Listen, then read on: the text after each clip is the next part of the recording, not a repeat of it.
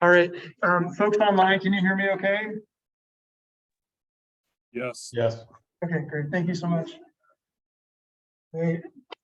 Thanks again for joining us. My name is Joel Schultes. I'm with Colorado Mesa University in Washington Engineering, and this is Molly Beebe with Cedar Geomorphic. And we've been working together on this Fluvial Hazard Zone mapping project. I came down with a cold yesterday, so I'm going to be wearing this. Not COVID according to the test this morning, so excited to be here in person. We're doing it in person. So I've had about a year of giving lectures with masks on, so hopefully y'all can feel me, but if you can't, let me know. So today we are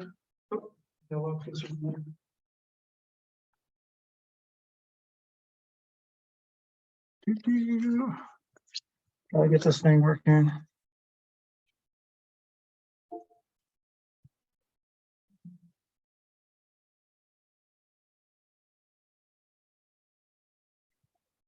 There we go. Just want to highlight the sponsors of this. So this work is funded through CWCB and Rivers Edge West under the Grand Valley River Corridor Initiative. And this is under the Colorado Fluvial Hazard Zone program. So this is a CWCB program. And here is the website with more information on this. Since we last met, I've had the pleasure to sit down with most of you all and talk about what this is and how it relates to the land that's under your purview in the Grand Valley. That was last fall. And then we had a third-party review in January where we had Fluvial Hazard Zone experts come in, review the mapping that we've done, the documentation, give us feedback on that. So we've done some edits based on that, nothing major, but tweaks and that sort of thing. So finalize the mapping, and then over the last couple of months, been working on applications. So what does this map mean for the Grand Valley? What have we learned about the river, where it's moving, and where it's interacting with development and infrastructure, and that as well. And so today we're going to focus on these topics, but we're going to first do a quick overview of the Fluvial Hazard Zone program and the maps, and Molly's going to show us the updated maps. We still have that web portal online. We're going to talk about best practices, applications, recommendations for the Grand Valley, and then how local governments can use these products, use these maps. How can this apply for your agency and your jurisdiction?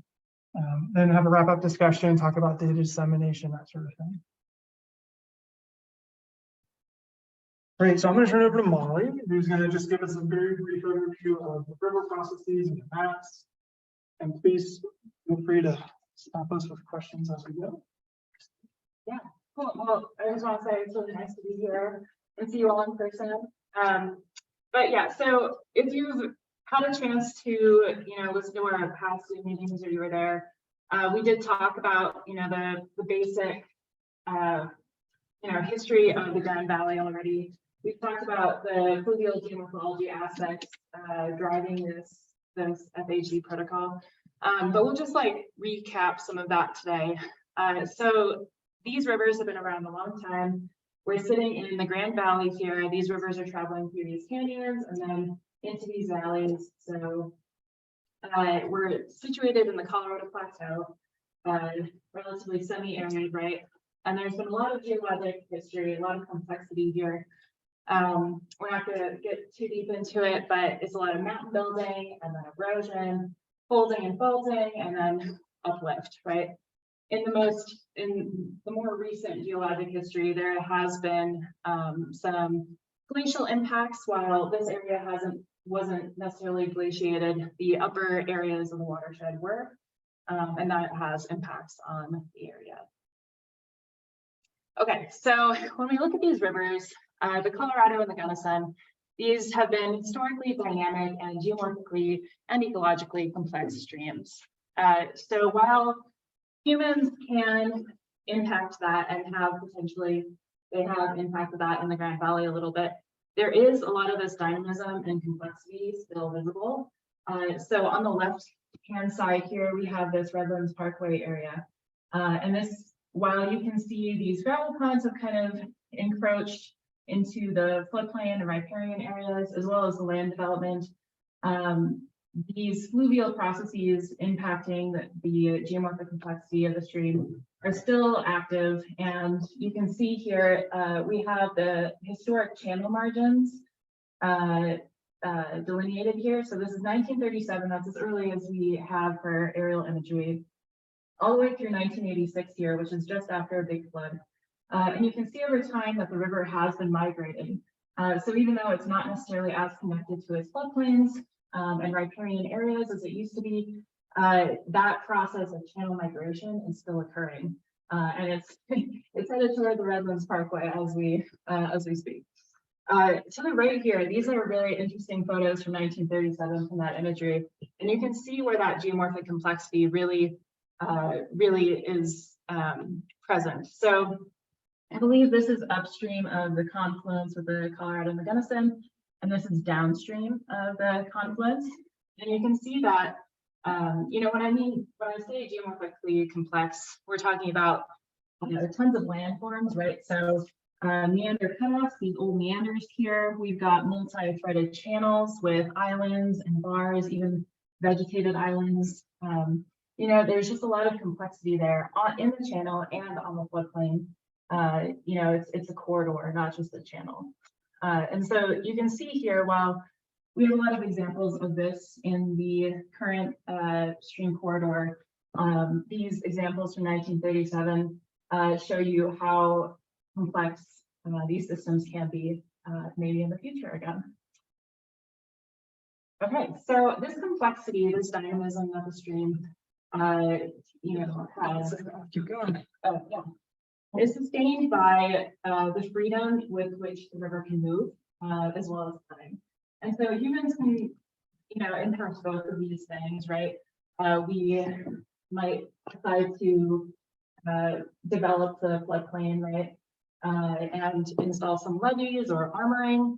And so all of a sudden the stream is disconnected from its floodplain and doesn't have an opportunity to really, you know, deposit there and accumulate flows.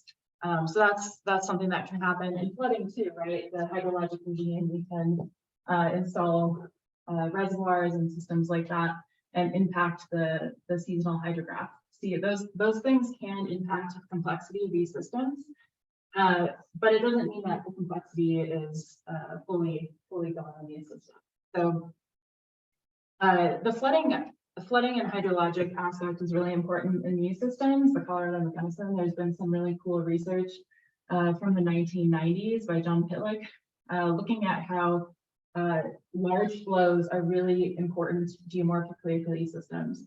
Just, you know, you can have these low flows and general gradual channel migration, but you need these large flows that can mobilize and transport coarse sediment down into these systems. And then that coarse sediment can scour new side channels and overbank chutes.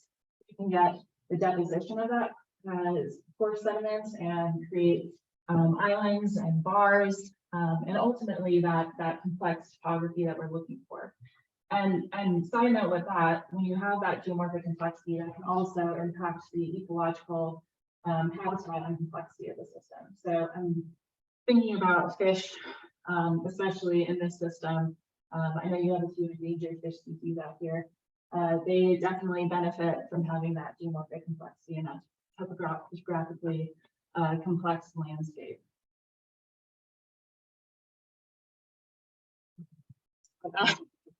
Okay, very sensitive. Great. Okay, so if you saw that photo here, this is the confluence of the Gunnison and the Colorado. And I believe this photo is from around 1920, so around 100 years ago. And if we look at that area today, it's a lot more developed, right? We've got a lot of redevelopment going on. We have this levee here. This levee can kind of disconnect that floodplain and transport a lot of that stream energy downstream, which can impact whoever is not protected by that levee. You've got potentially endangered fish habitat getting impacted. You have these critical pieces of infrastructure in areas where you know, there might be risk being imposed. Yeah, and so just thinking about this example here, there's a lot going on in terms of land development and what we're using the river for. And it's really important and critical to think about the fluvial hazard zone and what these fluvial processes are and how they're going to potentially impact those things that we have. And yeah. So I've mentioned sediments a lot, and water and sediment are really important in fluvial geomorphology, right?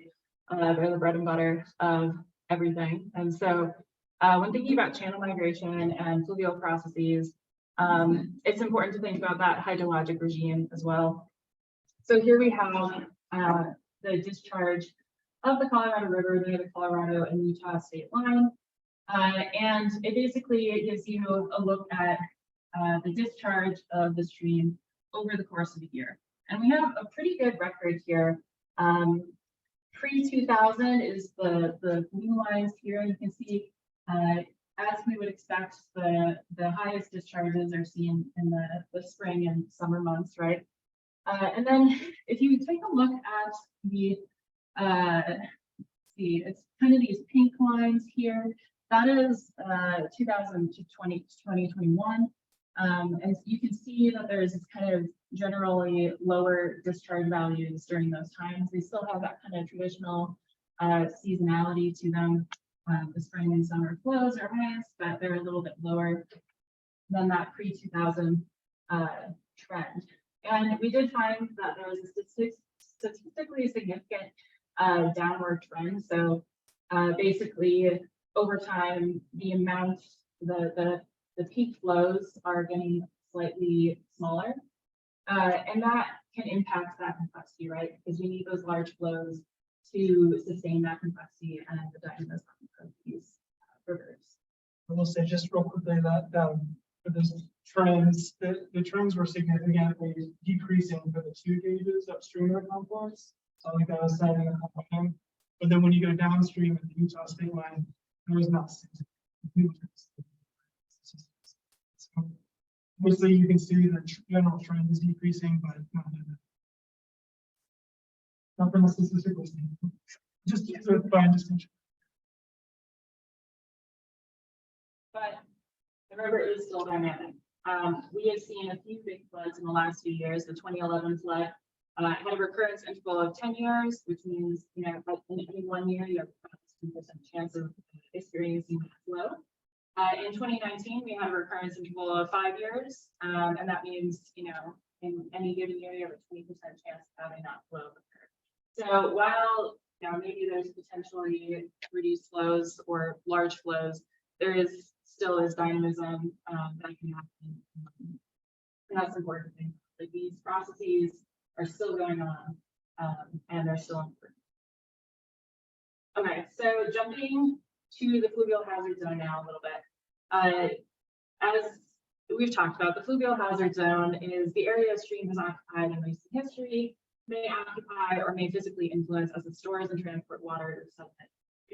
And a lot of this work came out of you know, post 2013 flood on the Front Range, as well as just thinking about how you know, how these fluvial hazards are impacting communities and streams, but there's kind of a disconnect in what is considered a hazard or what people, you know, are actually experiencing.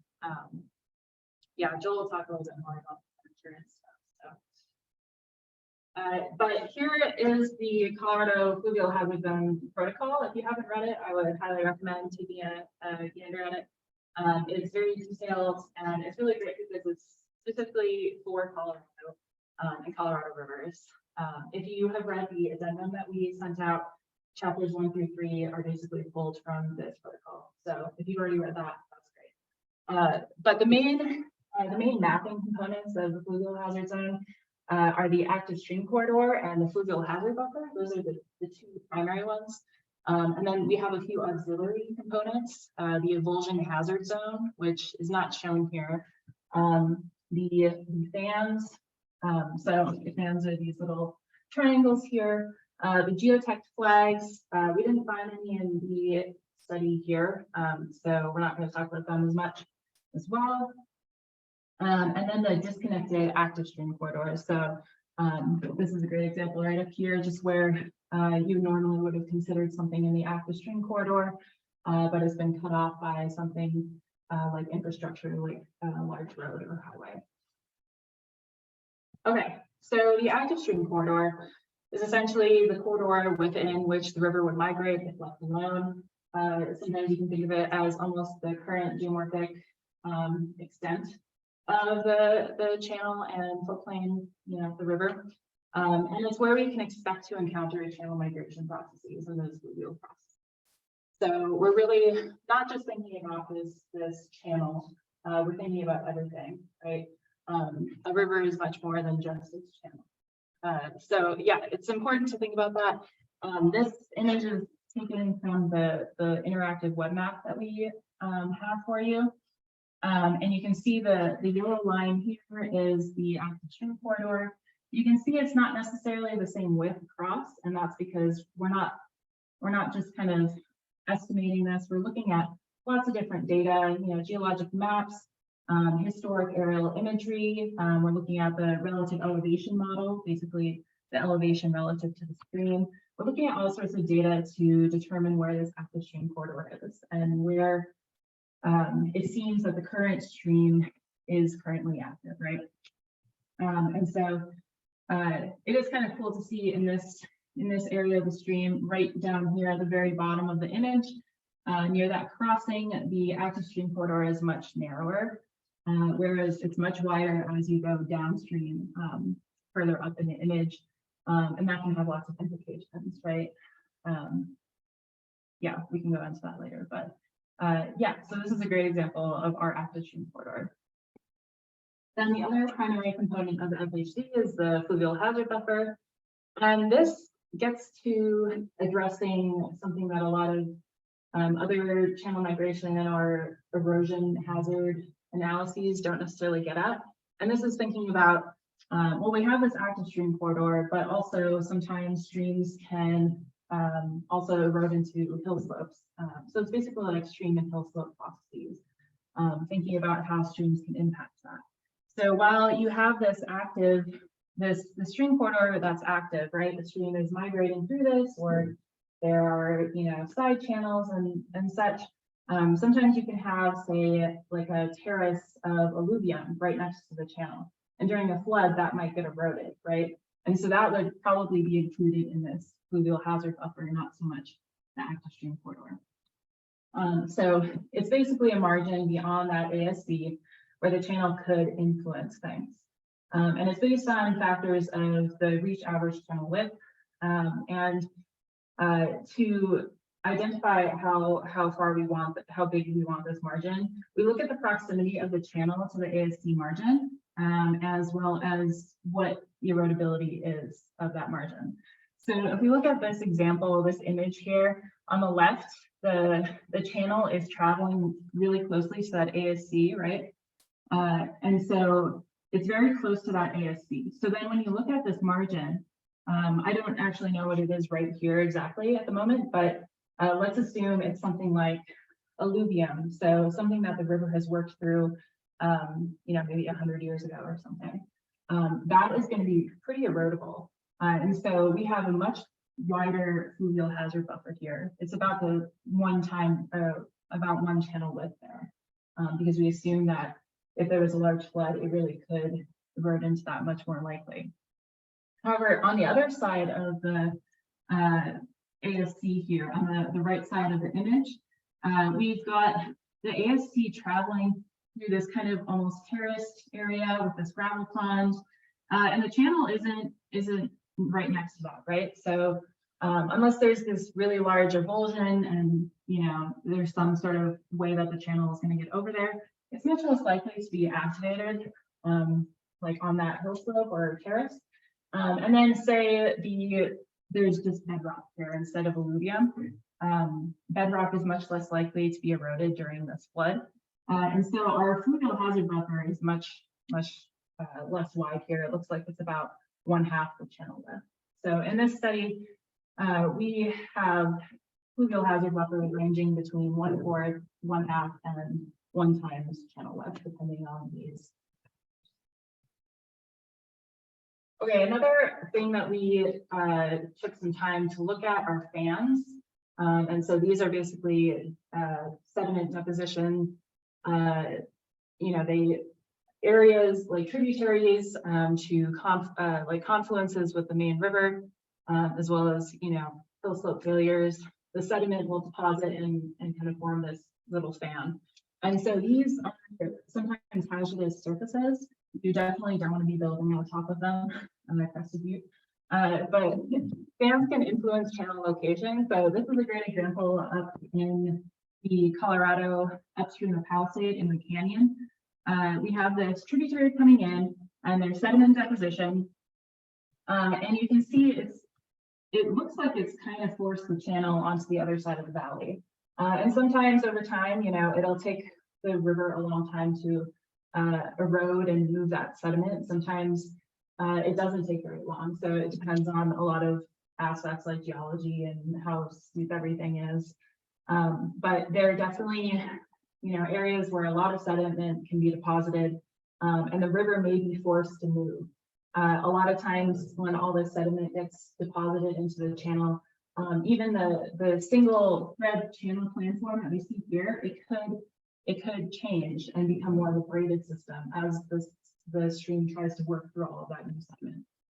So it's something to really consider. And we should note that we don't necessarily claim to identify all of the fans in the region, but we definitely identified a lot of the major ones.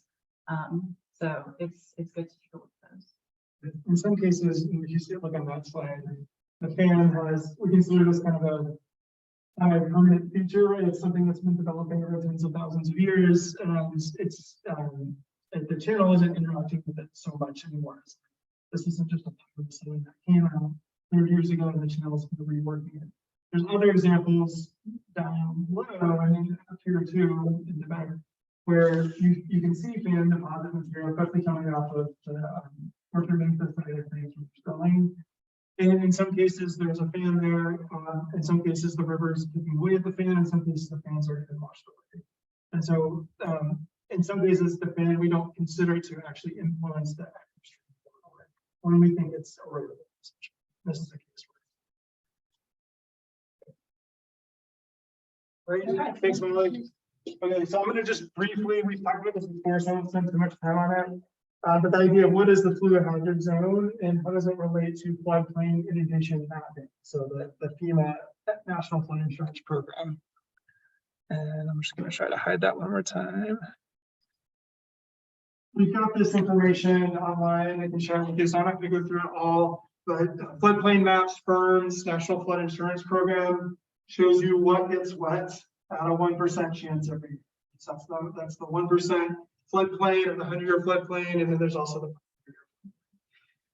it assumes static boundaries. So the new study that's going on right now, or is going to be finalized in the next year or so, they went out and resurveyed the river. They used the LiDAR from the county, and have graphs. They just put a flow in there, a 100-year flood, and see where the water goes. And so they're not assuming, or they're not modeling direct channel movement. And so that's where Fluvial Hazard Zone mapping comes into play. We're not modeling anything. We're using information that we have, like what I talked about earlier, to understand where the river has been, where it could go in the future, and what corridor is it moving through. You get all the bridges and levees and stuff out of the way.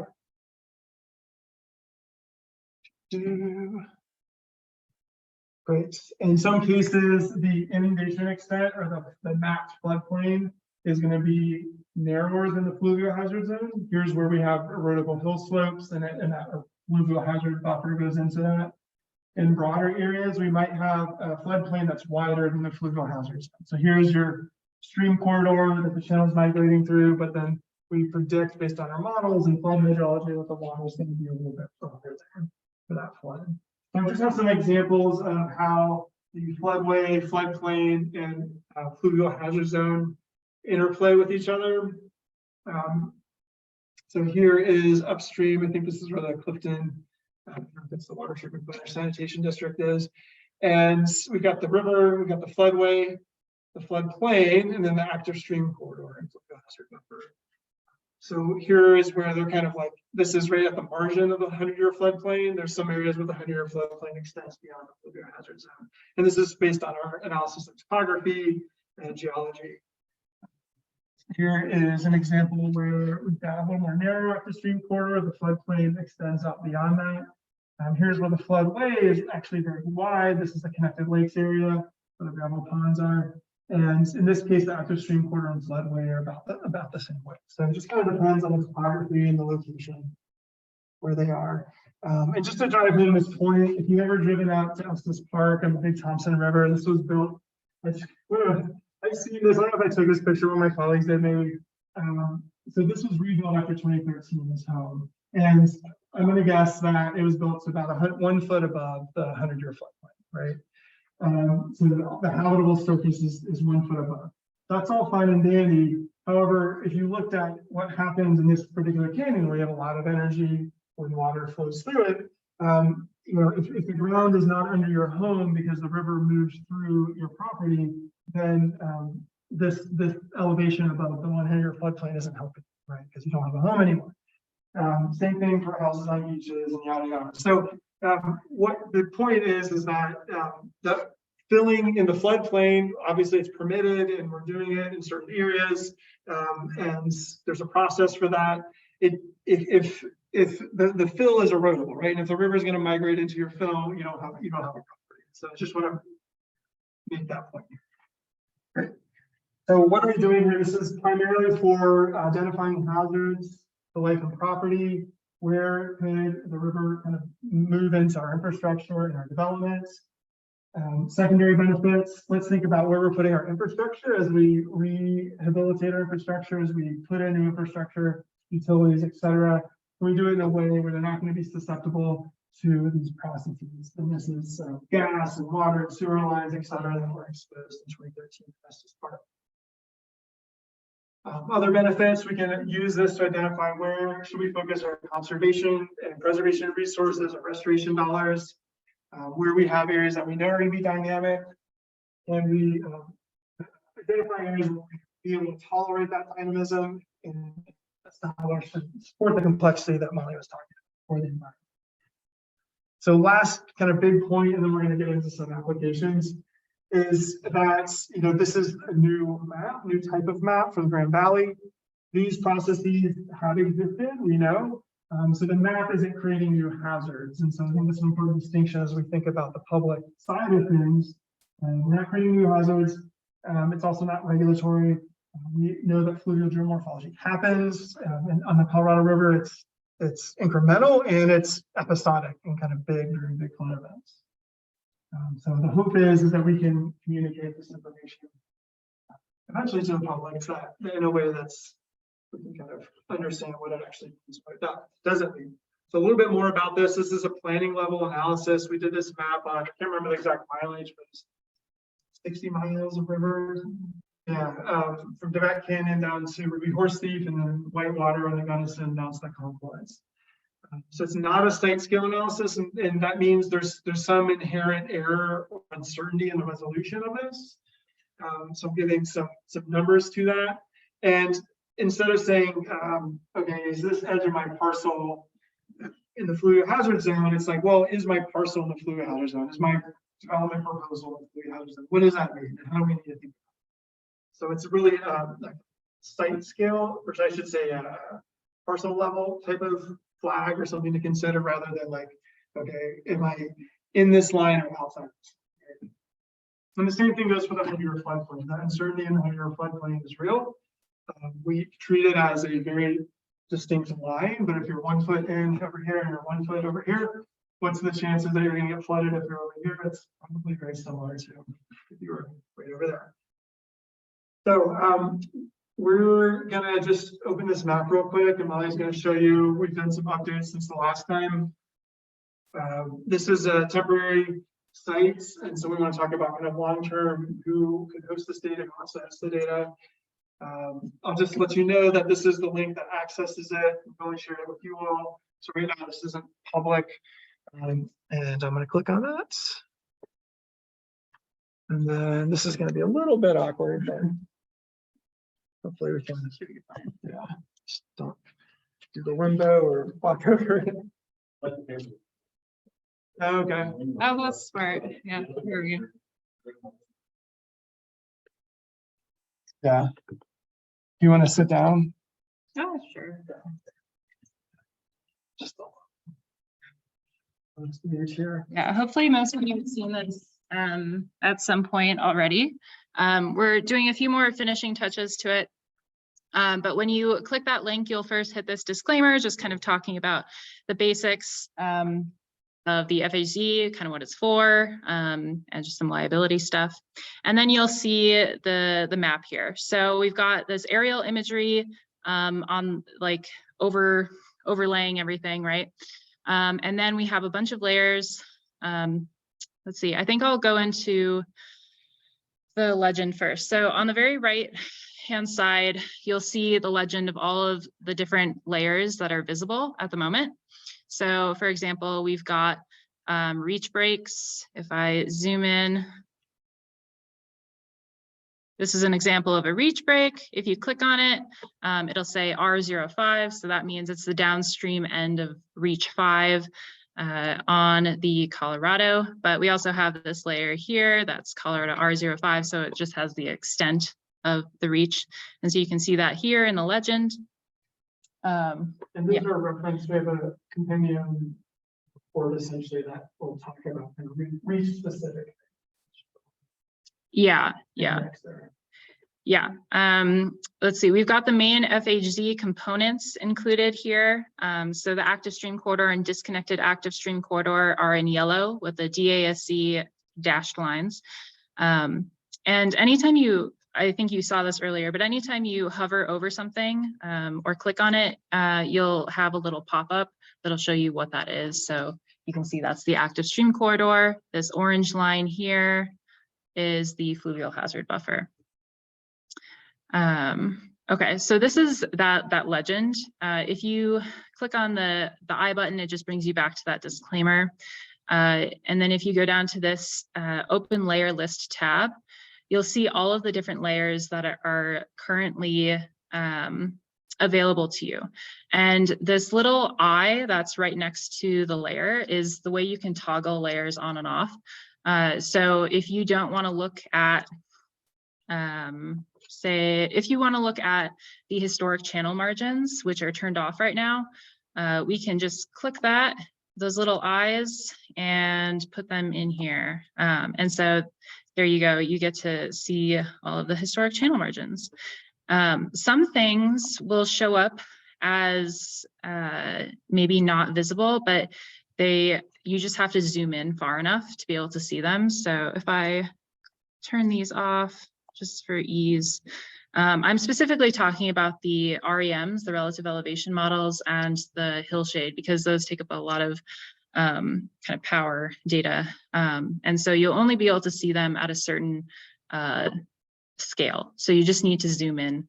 But that leads me to this cool swipe function that we have here. If you move this little swipe bar to the left or right, you can, overlay swipe between the REM, the relative elevation model, and the hillshade, and then the imagery. So yeah, it's pretty fun to do. You can see all of that complexity there, but then you want to see what it actually looks like from the aerial imagery. Yeah, and you can also turn the REMs off or zoom out to just see that hillshade. So yeah, it just, I'm gonna refresh it for a second. Yeah, just lost the link there for a second.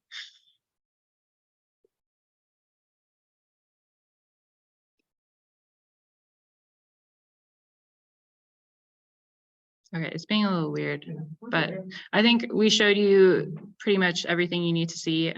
We will have a little instruction guide in case you need to review how to use like the swipe function, or if you're just kind of confused why you can't find a layer. But basically what's included in this web app is the FHZ components, the basic reach data, historic channel margins, and then we also included the FEMA map and the Mesa County parcels. So yeah, do you want to take over? Okay. Any thoughts or questions about this so far? Again, this is something that we're hosting and some indefinite time, and at some point we want to review and look at, and at some point we'll be taking this down as presumably a county or something. Yeah, and I would probably recommend not necessarily looking at it on your phone. If you look at it on your desktop or laptop, that might be a little easier. I'll just leave this here.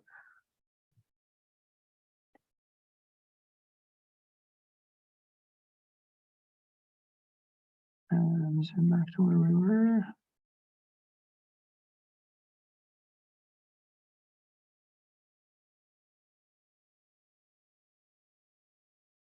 Great. Okay. There it is.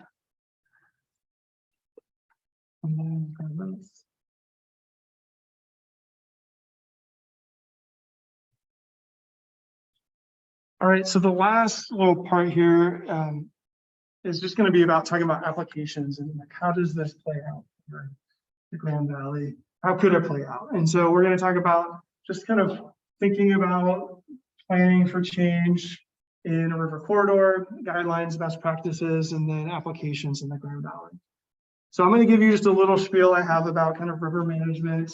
I gave some of these talks about kind of thinking about dynamism in urban environments. So what do we want kind of typically, you know, cities want for rivers, they want them to not move. Then we put a lot of riprap on them. And so this is our public works and development community. Here's our urban river. Let's just sit on them. Hopefully it doesn't move. Well, we know that doesn't work out in the long term. So they keep moving, they keep working, they have a lot of energy, and they just never tire. So that's our rivers. So the idea here is, okay, when do you want to get in those power struggles with your 4 or 5-year-old? And when do you not?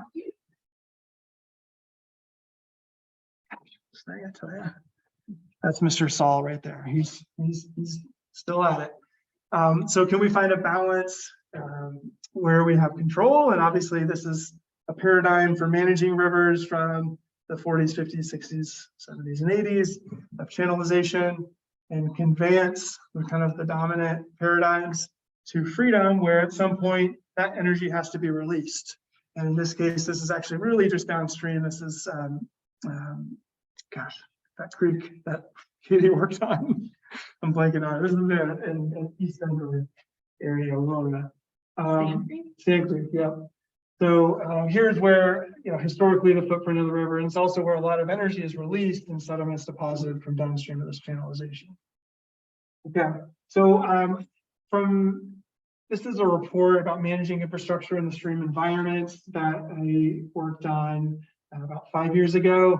We came up with a flow chart for thinking about just big picture. How do you plan for infrastructure in stream corridors? Well, first question, do you have a master plan? Do you have an idea of where you want to focus development, where you don't want to focus development, where you want other things? And from that master plan, which can be informed by a hazard assessment, we're doing this part right here, then we can think about where infrastructure existing and new can go and how do we manage it. So I'm going to just talk a little bit about master planning. River corridor master planning can be a lot of things. It will think about where our infrastructure is currently and legacy impacts, where we want new development. How can we think about our capital improvement planning for transportation, for utilities, for recreation? We can think about open space, and then also community connections. Where do we have really good connection with the river? Where do we want more connection? That kind of thing.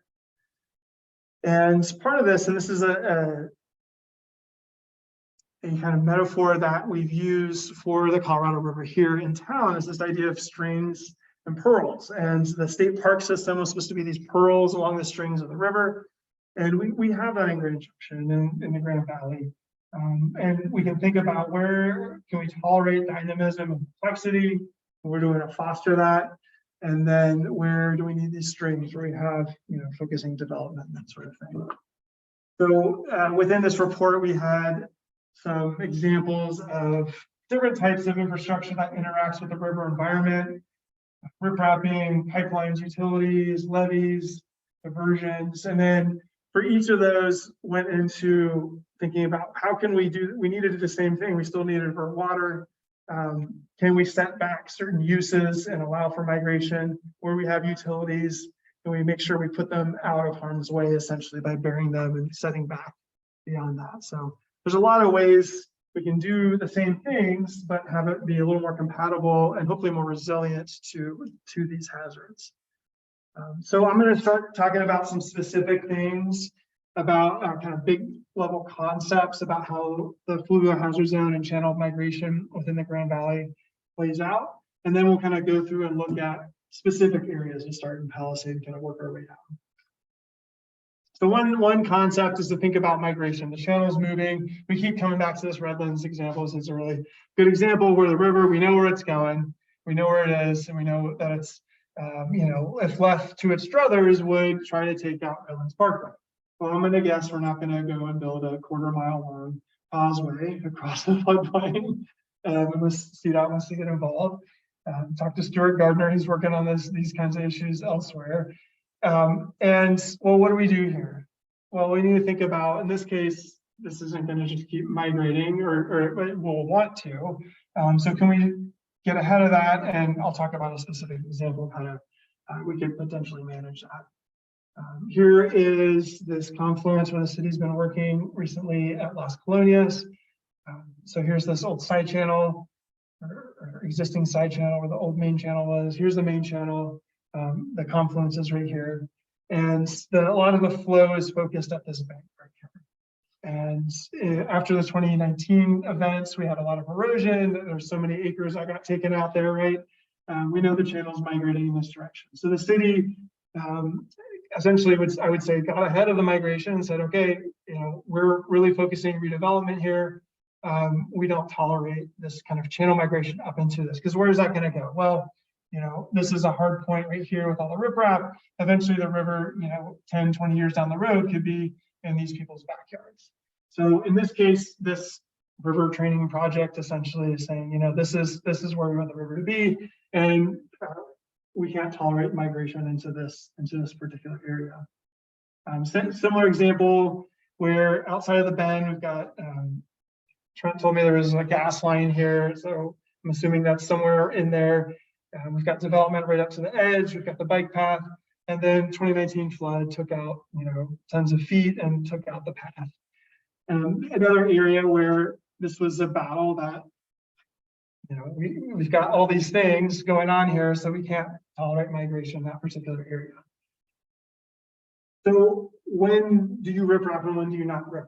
And I'm hoping that from this study and from this work, we can kind of have a bigger picture conversation area by area. Where do we want to be focusing on sitting on that little toddler who's going to start screaming and throwing a fit pretty soon, or where do we kind of give them the space to dissipate their energy? So here's just some examples. This is obviously unengineered riprap, just sidewalk pieces at the Watson Island. Here's an example where we've got the bike path, we've got a gravel pond, and I don't know if this was designed or not, but some kind of riprap on the river there. Here's an example, if you floated from Horn Lake down to Las Colonias, where you might have come across a weird pile of rocks in the middle of the river. If you look back to 1994, those were, I don't know who designed this or if it was designed, but essentially some kind of attempt at Benway weirs, which is a hydraulic feature that tries to keep flow, erosive flow away from the margin of the channel. So not, if you were to do this, you would need more density of them, and they're not necessarily designed in an appropriate way. And this is what happened to them. So not only do we need to think about kind of, all right, what is the out of sight impact of this? This is a safety hazard, I would wager. But then we also have a safety hazard here. What happens when it fails and who's responsible for that? In this case, this was a private lane. Another thought about riprap is transitions. Here's the new riprap that was put in where the bike path failed that we just looked at. And here's a transition where this is a side channel. And so I haven't looked at this closely, you all probably did, and this is an area where the erosive energy is basically transferred down to some side channels where it's kind of dissipating. So it's not necessarily going to be focusing on these banks because the flow is spreading out. Here's an example where this is upstream, so this is the city yard and recycling area.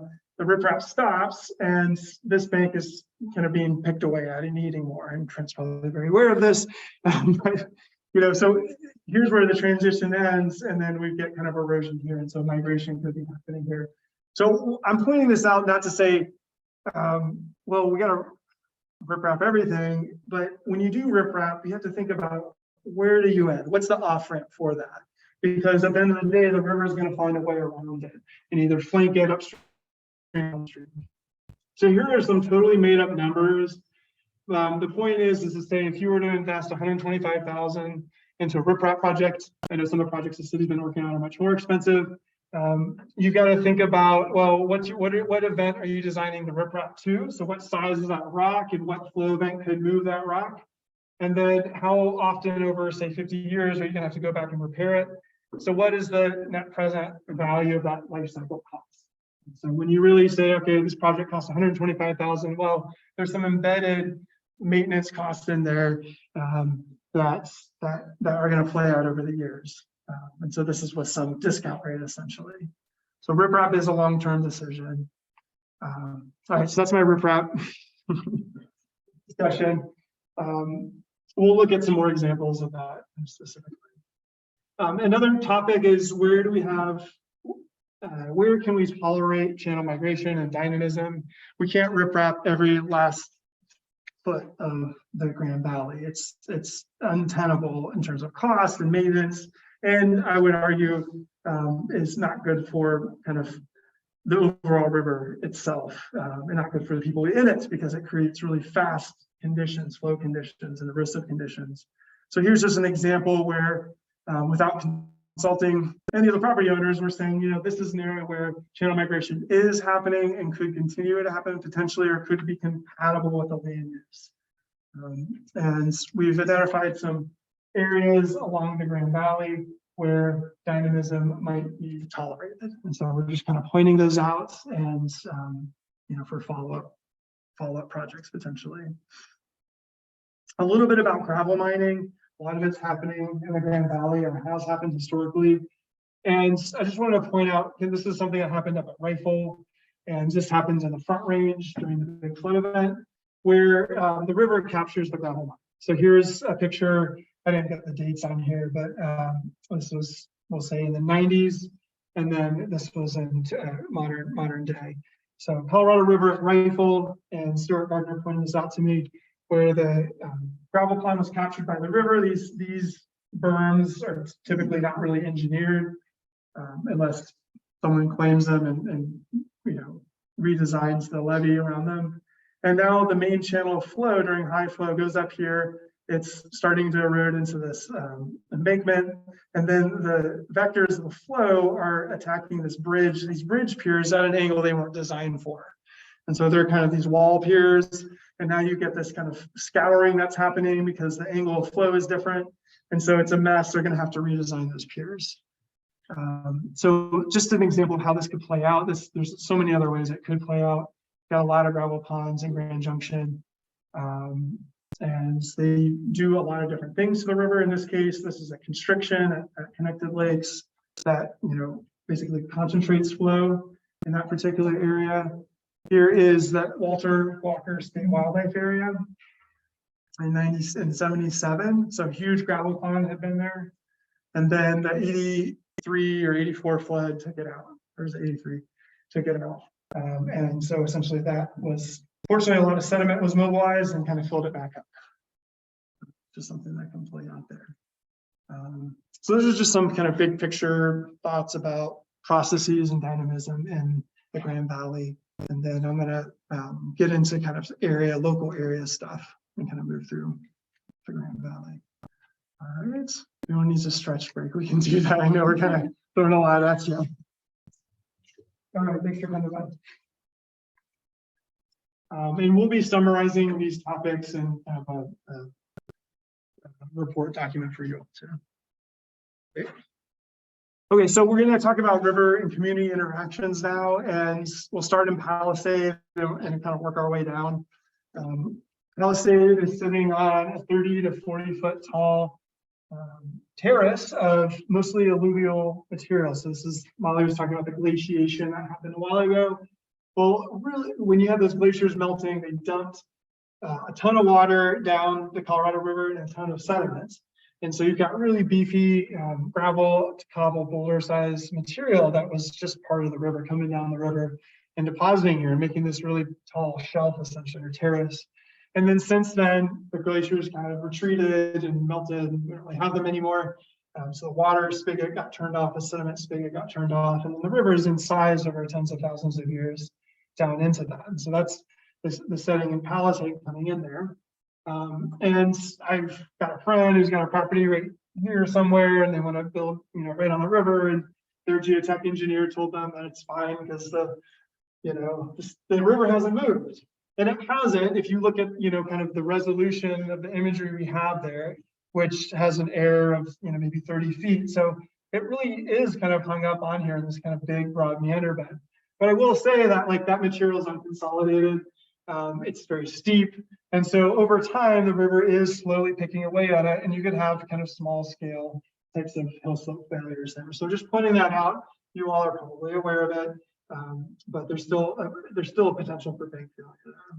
That should be considered. Moving into Clifton, a lot of gravel mining there. Here's an area where we have gravel ponds on the outside of a meander bend. And so this is an area where, given a high enough flood event, there could be kind of basically capture and emulsions, and there's an important facility here, and so this is an area where we could see some potentially big river change because of these ponds. All right, moving a little bit further down, we're at 29 Road, and here's an area where this is kind of one of the main flow paths.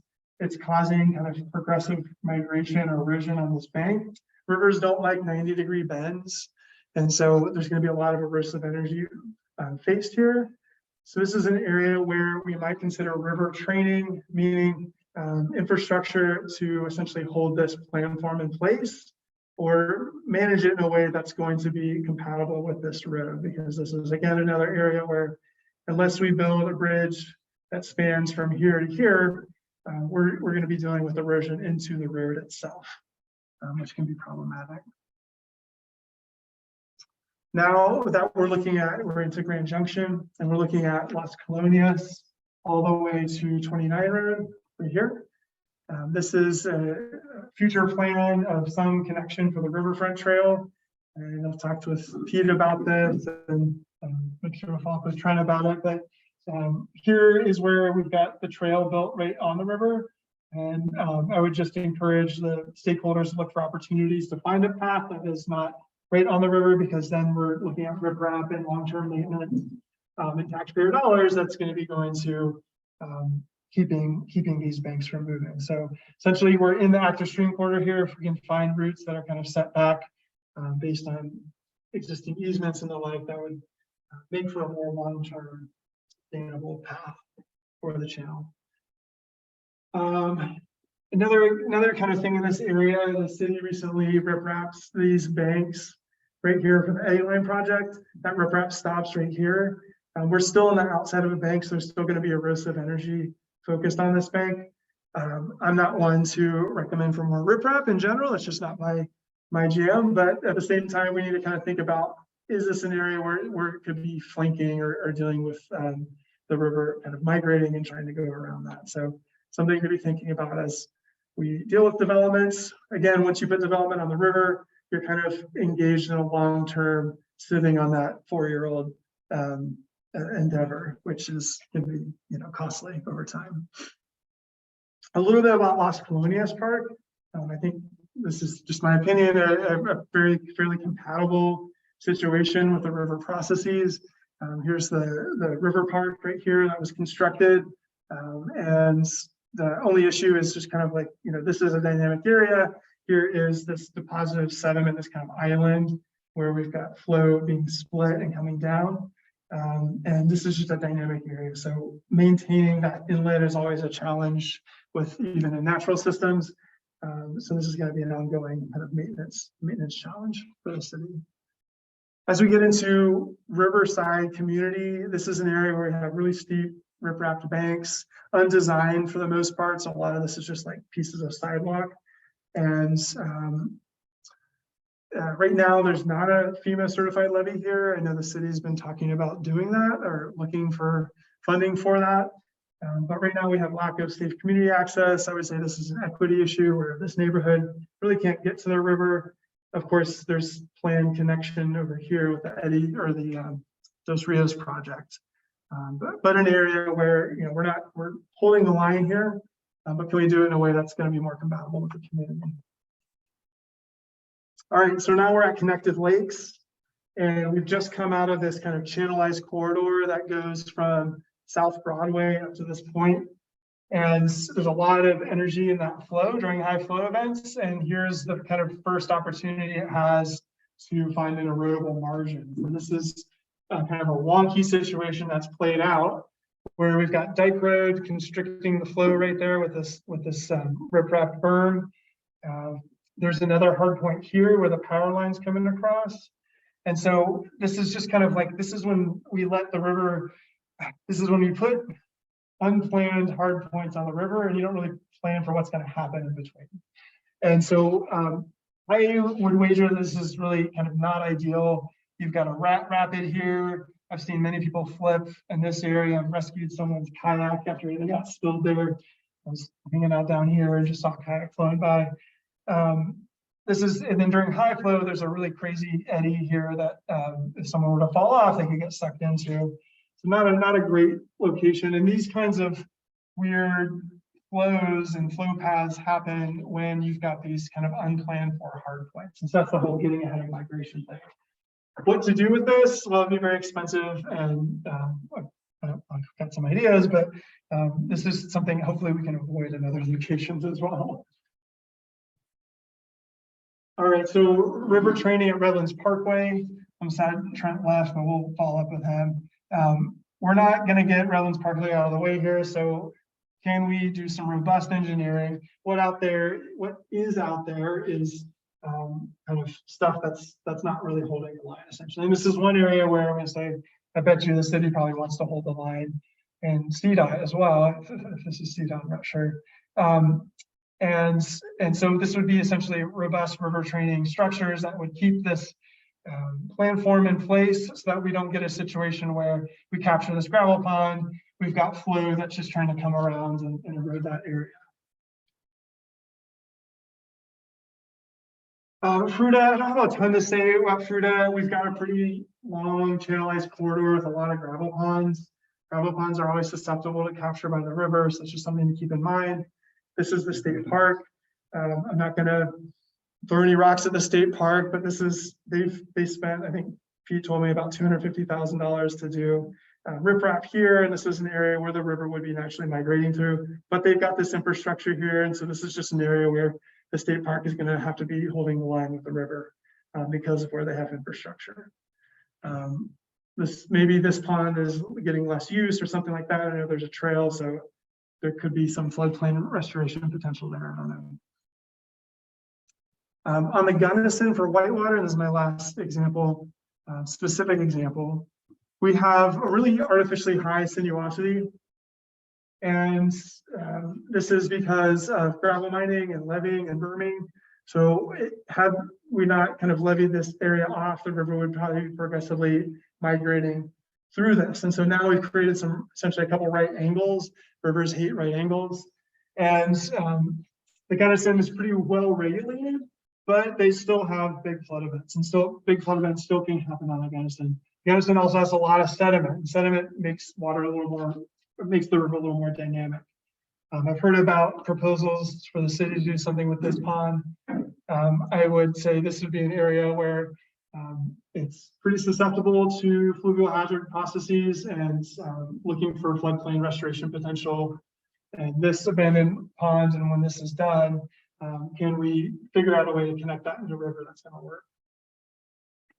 Otherwise, we're looking at a long-term commitment to river training. All right, some project ideas for where could we reconnect the river and the floodplain. Here's a gravel pond at Redlands. Got the water intake, so certainly some considerations to be had there. A lot of CPW ponds here, I believe, that they're starting to look at what to do with those. We've got Bureau of Reclamation, I believe, owns this one, and then another gravel pond here.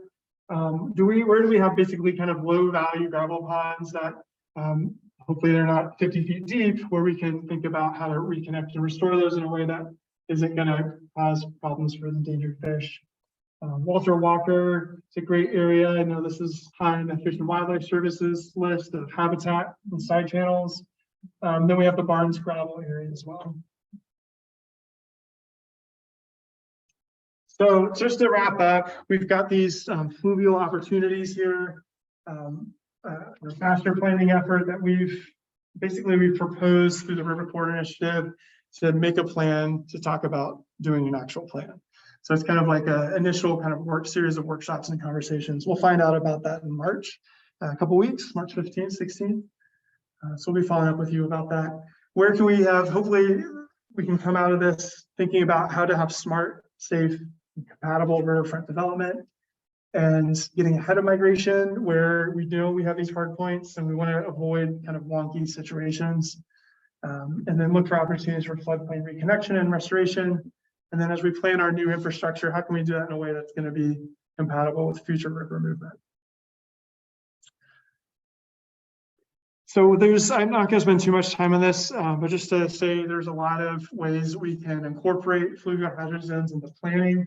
So comprehensive plans, master plans, hazard planning, emergency response, and pre-disaster planning. This is especially important in systems where you've got, how vulnerable are these bridges? How vulnerable are these critical infrastructure or utilities that could be taken out during a big flood event? We can inform parks, recreation, and open space planning by saying, this is a zone where we think it's probably not smart to build it, and so we can kind of manage it from an open space or park perspective. And then what are opportunities to do public education, communication, outreach, and finally inform our capital improvement plans.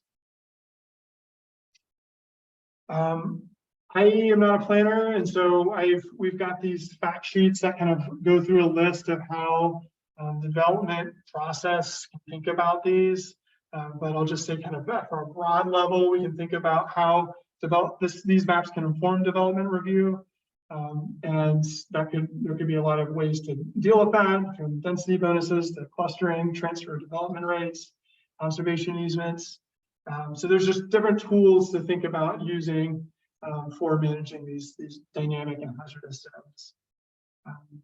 And then from a regulatory perspective, this is a totally, we've done these mapping, we've talked to you all about it. It's something that you all can decide what you want to do with, right? It's not part of FEMA or anything like that. So it could inform floodplain management and permitting. It could be incorporated into your community rating system. I don't know if you guys do CRS, but this is potential, and I have this watershed master planning. This is somewhere where you get points under the CRS scheme that basically would reduce community-wide floodplain insurance. So if this is something you all pursue to reduce flood insurance premiums, this could be part of that. All right. Lastly, I'll just say that we've got resources online. I've printed out some copies of this quick start guide, which kind of goes through planning applications for that. And it's on our website, which is coloradofhc.com. And then as far as the wrap up goes, we are going to be putting the final touches on the report this week. And so we're going to be sending that out to the group. And then we'll talk about who wants the data, and we'll get it to you all this week.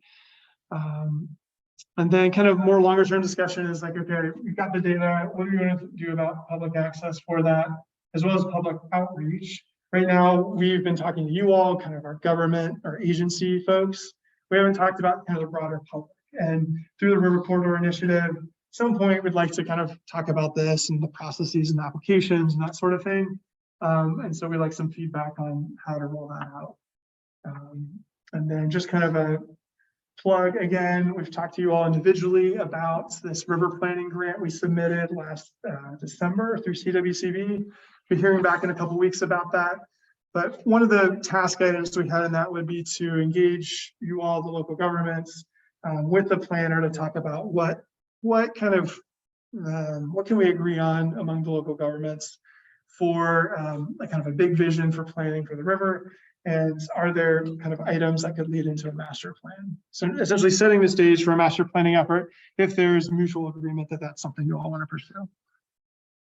All right, so we'll stop there and look at some beautiful historical photos that Molly found at Denver Public Library. Thanks for your time. Yeah. And I think the slide there. No, I think that was it. So yeah, at the end of the day, we can kind of just talk about those things and questions you might have. Incorporate this also for hazard mitigation plan. I'm emailing it maybe. We don't review that plan until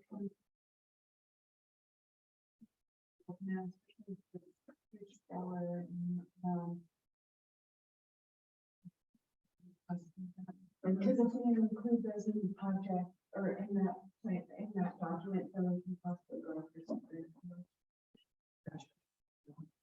Yeah, and this is really kind of like, at least the hazards that I'm seeing there kind of longer term, like in the next 10, 20 years, you kind of have some problems on it. So yeah, you know, yeah. And to be clear, like what is this? This is just high level like analysis and recommendations that we're seeing. So we haven't done the engineering analysis that yes, like this is what you need to do here, right? It's like, hey, you should look into this. Absolutely. And that's what that mitigation plan is.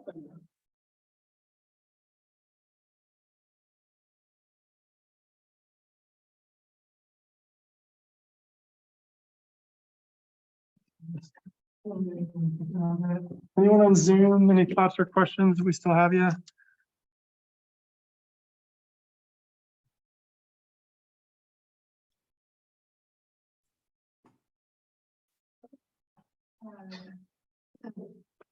No, Joel, this is Dale. I think this is really interesting and has some real world applications. I know that Army Corps and our ecological services folks are going to be